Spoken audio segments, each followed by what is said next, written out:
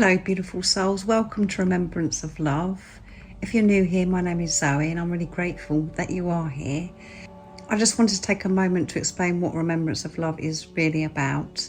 This channel isn't just for people that are on an awakening to inflame journey. My message is for anybody who is experiencing an awakening, however that awakening may have come into your life.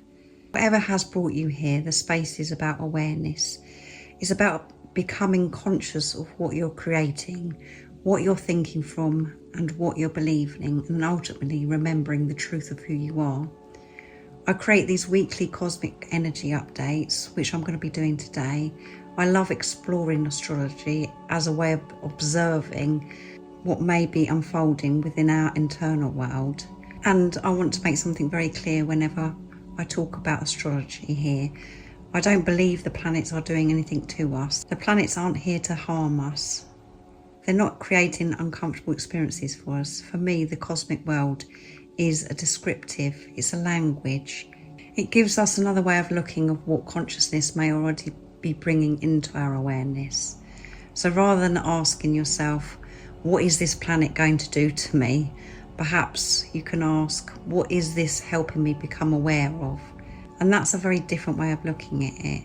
I also create supportive videos here on Remembrance of Love for beautiful souls who are navigating an awakening and of course the incredibly intense twin flame journey. And if you would like to work with me one-to-one, I support people in becoming more aware of what they're creating, the patterns they're really living from, and the truth of who they are. You'll find all the information about myself and the service I offer it's in the description box down below. So this energy update that I'm going to be doing, it's from the 24th to the 30th of August 2026. So let's look at where we are now, because I think it's really important that before we jump straight into this week, we acknowledge what August has actually been, because there has been a lot going on in this month of August. We've moved through the new moon and total solar eclipse in Leo on the 12th of August. And we're still within the same eclipse season as we approach the full moon partial lunar eclipse in Pisces on the 28th of August. So a solar and a lunar eclipse occurring within the same eclipse season is separated by roughly 2 weeks. An eclipse season itself lasts around 35 days. We've also had Mars move into Cancer and the Sun move from Leo into Virgo, and now Mercury is moving into Virgo as well. So August has taken us through quite a big progression. We've been looking at our identity, our authenticity, the heart with Leo. Now we've moved into Virgo, which brings us into the practical work of what we do with what we've become aware of. And we're approaching that full moon in Pisces, partial lunar eclipse, the deeper waters, the inner world, the things that aren't always as easy to put into words. So I don't think this final full week of August is asking us to create more intensity. If anything, I think it's asking us to slow down enough to recognise what this month has actually shown us. So Monday the 24th of August is quite a gentle place to begin. Mercury is still at the very end of Leo before completing its move into Virgo on Tuesday. So there can still be a little of that Leo energy around communication and self-expression. But we're transitioning, we're moving away from the bigger picture of who am I becoming, who am I remembering, and beginning to ask, how am I actually going to live this? That's very Virgo. Virgo is an earth energy, and its energy can bring us back down to earth. The practical things, the details, the everyday choices, the things that perhaps don't look particularly dramatic from the outside, but actually create our lives. And I think Monday is a beautiful day simply to observe yourself. How are you speaking to yourself? What are you giving your attention to? And what are you continuing simply because it's familiar? And what is beginning to feel unnecessary to you? You don't need to change anything immediately, just notice it. Sometimes awareness begins with something as simple as recognising, and you may be saying to yourself, I don't want to do this the way I've always done it anymore. And that is enough for today, for Monday. So Tuesday the 25th of August, Tuesday brings us an important shift because Mercury finally enters Virgo. Mercury is associated in astrology with communication, thought, perception and the way we process information, and Virgo is traditionally one of the signs associated with Mercury.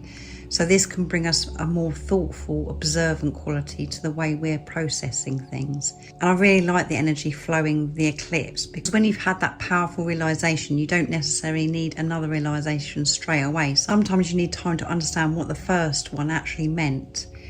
Mercury in Virgo can symbolically encourage us to separate things. What is actually happening? What am I assuming and what am I imagining? What do I genuinely know? And what have I become accustomed to believing? There is also a Mercury trine Chiron today, and a trine is a 120-degree aspect traditionally considered a more flowing connection. So rather than presenting this as something dramatic, I'd see it as if it's a gentle opportunity for a greater understanding through the way we think and communicate. Perhaps something you've struggled to put into words becomes easier to articulate. Maybe you're understanding your own perspective a little differently, or perhaps you simply realise that you don't need to explain yourself as much as you once did. And then we come to Wednesday, the 26th of August, and Wednesday feels like a quieter day, and I actually think that's really important because we're moving towards that full moon lunar eclipse on Friday, and there can be a tendency during eclipse periods to look for something enormous to actually happen. Think about what August has shown you. What have you learned throughout August about yourself? What has changed in the way you see something? And most importantly, what are you no longer willing to create from? You don't need to force anything. You don't need to make a big announcement. You don't need to decide that your whole life is changing. As you know, transformation is much quieter than that. Sometimes it's recognising that the old response doesn't belong to you anymore. And once you recognise that, you have the freedom to choose something different. And then Thursday, the 27th of August. Now, Thursday is an important day because we have the Sun and Mercury meeting together in Virgo. This is called a conjunction. A conjunction means that from an astrological perspective, two planetary bodies are occupying the same area of the zodiac and their symbolism is blended together. We have the Sun associated with identity and conscious expression, meeting Mercury associated with thought and communication in Virgo. And I think this is a beautiful day for clarity, not necessarily because somebody else gives you the answer, but because you may become clearer within yourself. You realise what you actually do want. You recognise what you've been overthinking. You see that you've been trying to find certainty outside of yourself when you've actually known the answer for some time. And we are right on the threshold of the lunar eclipse. So I wouldn't rush this. If something becomes clear, allow it to be clear. You don't have to immediately turn that awareness into action. You can simply say, I see it now. Sometimes that's where the shift begins. As you're listening to this, for some of you, you may be experiencing the energies of the full moon partial lunar eclipse in Pisces already, because we do feel the moon energies sometime before, during and sometime after as well. And there's something else I want you to remember as we approach this full moon in Pisces. I speak about the full moon in Pisces for Friday. Back in March on the 18th and the 19th here in the UK, we had the new moon in Pisces around 28 degrees. And now around 5 months later, we're arriving at another powerful Pisces lunation, but this time it's a full moon and it's a partial lunar eclipse. So when we talk about a full moon being a point of culmination, I think it's really interesting to look back at what was beginning around that Pisces new moon in March. What was happening in your life then? What were you beginning to recognise? What questions were emerging? And what were you hoping you could change? Because you might find that something connected to those themes have developed considerably since March. And now we've been given another opportunity to look at it, not necessarily because something needs to happen externally, but because we can see something differently now than we could 6 months ago. And that's the beautiful thing about looking back. Sometimes you don't realise how much you've changed, how much you've grown until you look at where you were then. So as this Pisces lunar eclipse arrives, perhaps take yourself back to March for a moment. What began then that you're now seeing the culmination of? What has unfolded since? And perhaps most importantly, what are you ready to release now that you couldn't release then? It is going to be an emotional week because Pisces is a water sign. It's about, about your emotions, deep stuff. But remember, you're not your emotions, you're not your feelings. Just be aware of them and allow yourself to feel and to allow the emotions to travel through you. So on Friday the 28th of August, we arrive at that major event of the week, the full moon partial lunar eclipse in Pisces. Now Pisces is a water sign, and that can bring us into the deeper parts of our inner world, our intuition, our imagination, our sensitivity, the things we may know internally before we can explain them logically. And a full moon is traditionally associated with illumination and culmination. So rather than thinking something is going to happen to me because of the eclipse, I would encourage you to think what is becoming visible to me. What has this month illuminated? What has become impossible for you to keep pretending you don't know? What are you beginning to understand about yourself, and what are you ready to release? Because release doesn't always mean something dramatic. Sometimes release is simply no longer giving something your energy anymore. Sometimes it's no longer repeating the same thought and no longer waiting for another person to change before you allow yourself to move forwards. Sometimes it's very simple. I don't want to create from that place anymore. And that is incredibly powerful. And here's something I really want to bring into this eclipse, because we have Pisces opposite Virgo. Opposition means 2 points oppositioned approximately 180 degrees apart, creating a relationship of polarity. And I actually think that this gives us a beautiful message. Virgo says, look closely. Pisces says, look beyond what you can see. Virgo asks for discernment. Pisces invites trust. And Virgo notices the details, and Pisces reminds us of the bigger picture. And we need both of these, because intuition without discernment can become assumption, and discernment without trust can become overthinking. So perhaps this eclipse isn't asking you to choose between your intuition and your logic. Perhaps it's inviting you to bring them together. And there's another important piece. Around the eclipse, Mercury squares Uranus, followed later by the Sun squaring Uranus. A square is a 90-degree aspect, and it's traditionally associated with tension or friction that encourages movement. Uranus is associated with change, disruption, fresh perspective, and the unexpected. So this can be a time when something changes your perspective.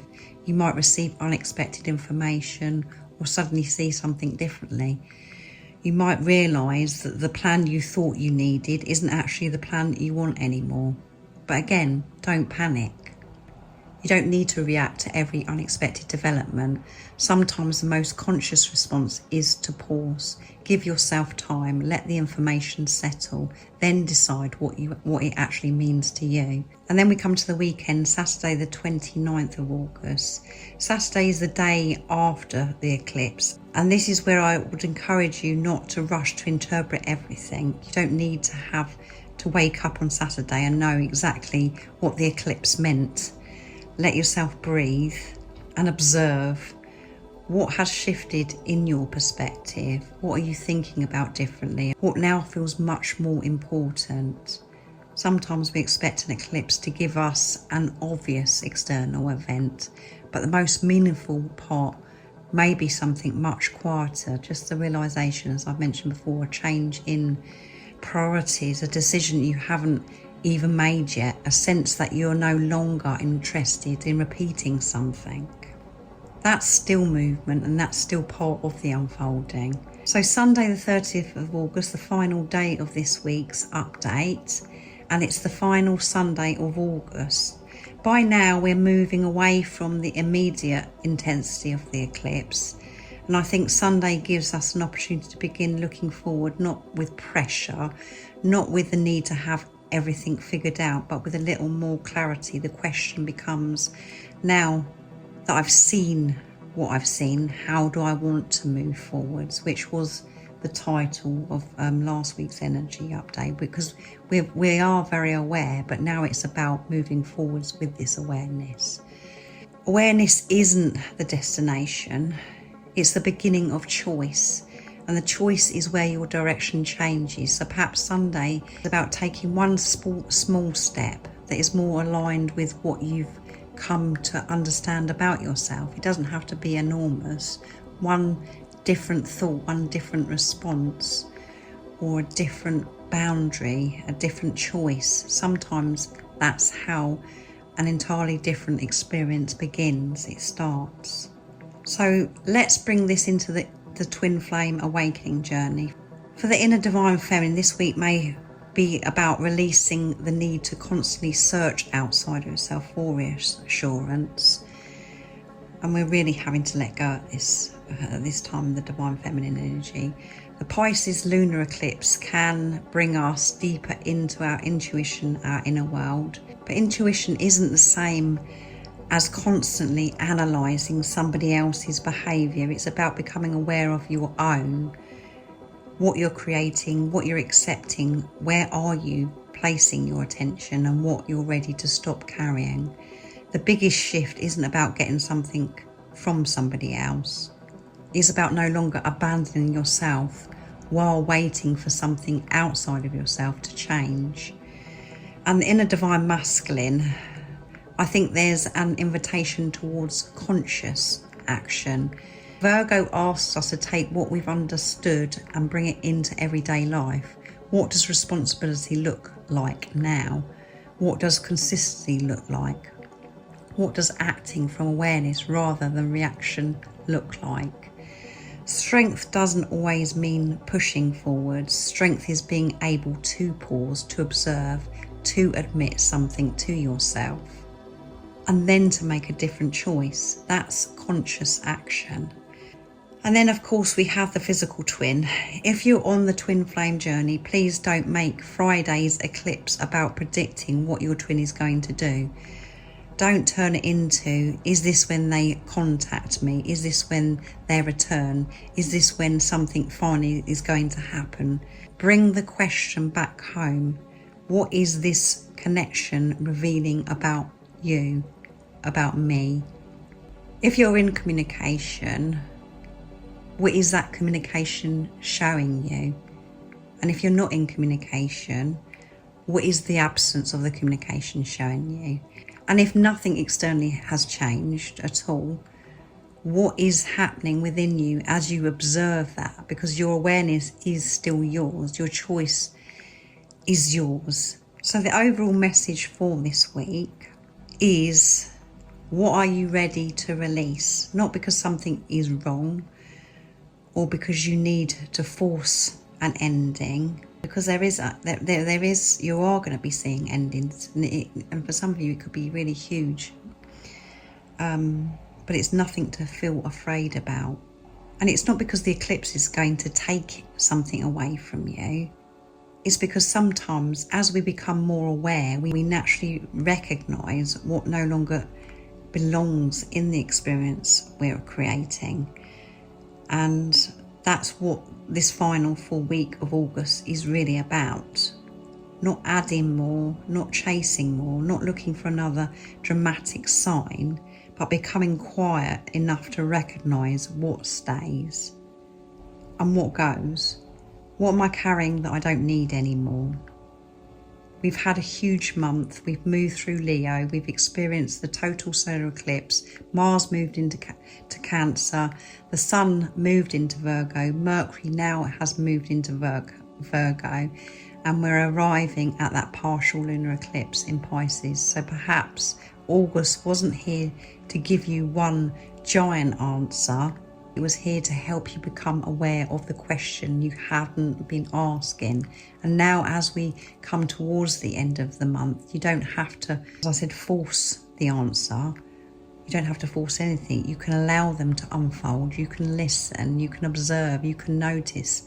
And when something becomes clear, you can choose, because awareness creates choice. Choice creates direction, and direction becomes your experience.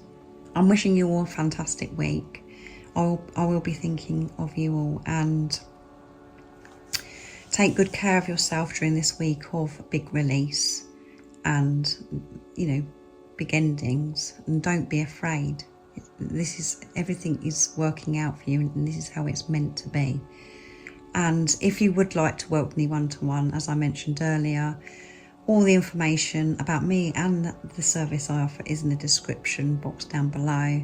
And don't forget, I also create supportive videos here on Remembrance of Love for those of you navigating, awakening consciousness and the twin flame journey. And if you haven't already, don't forget to subscribe, like and share, because it really does help my channel grow. And it helps this message reach other beautiful souls who may need to hear it in this particular moment of their journey. So thank you so much for being here and listening to me go on. I'm sure that you have found it supportive. And as always, I'm sending you all so much love, my support, my strength and light. And I love you all so very much. And I'll see you in the next supportive video. See ya.